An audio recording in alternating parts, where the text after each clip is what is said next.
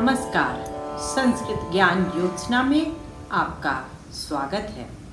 यह श्लोक कालिदास के नाटक मालविकाग्निमित्रम के प्रथम अंक का दूसरा श्लोक है।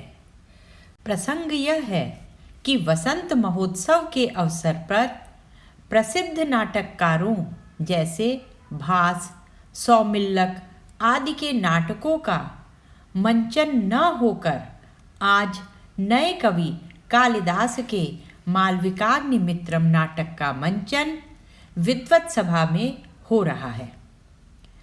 अतः पारिपार्श्विक को संदेह है कि नए कवि कालिदास का यह नाटक सहृदय को रुचिकर लगेगा कि नहीं।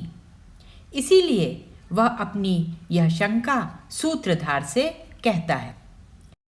इसी प्रसंग में सूत्रधार यह श्लोक कहता है, पुराणमित्येव न साधु सर्वं न चापि काव्यं नवमित्यवद्यं सन्तः परीक्ष्यान्यतरद् भजन्ते मूढ़ः पर प्रत्यय नेय बुद्धि।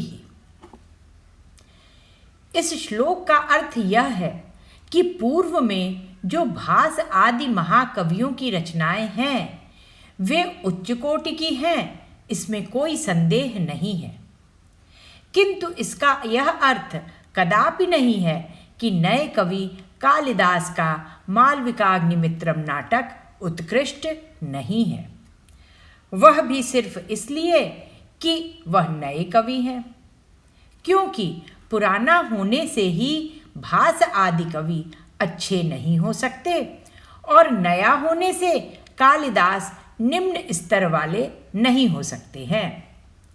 वास्तविकता तो यह है कि बुद्धिमान व्यक्ति नए और पुराने दोनों के ही गुण दोषों को परख कर गुण को ग्रहण करता है तथा दोषों को जो ग्राह्य नहीं है उसमें रुचि नहीं रखता है। जबकि मूर्ख व्यक्ति किसी भी तथ्य को स्वयं नहीं परखता है बल्कि दूसरे व्यक्ति जैसा कहते हैं उसकी विवेचना किए बिना ही उसे ठीक मान लेते हैं।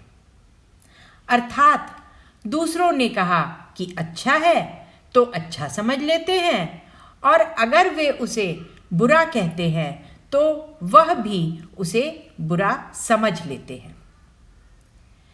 आज इस उत्सव के प्रसंग पर कालिदास के इस नाटक के मंचन द्वारा विद्वत वर्ग इसे देखकर गुण दोष के आधार पर विवेचना करके निर्णय करे तो यही समुचित होगा।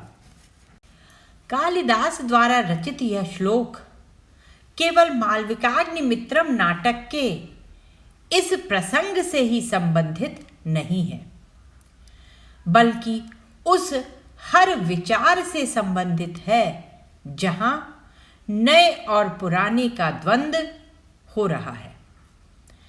कई बार हम बिना विचार किए ही कहते हैं ओल्ड इज गोल्ड, अर्थात पुरानी वस्तु सोना है, तथा नए के संबंध में कह उठते हैं घोर कलयुग है जिसमें सब खराब ही है।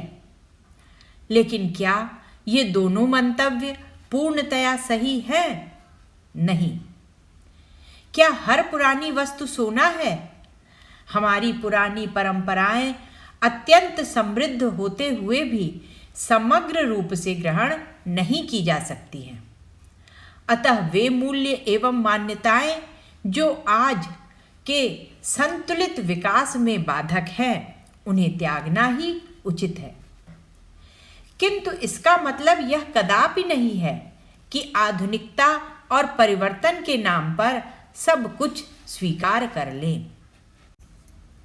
लेकिन प्रगतिशील विचार और आधुनिक दृष्टिकोण विकास के सूचक भी हो सकते हैं।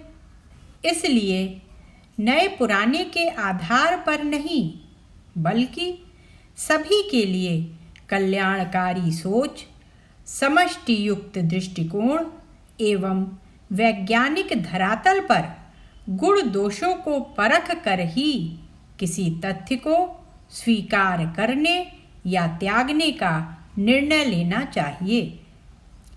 देखिए मित्रों, कालिदास ने इस श्लोक में कितनी गहरी बात कही है ना?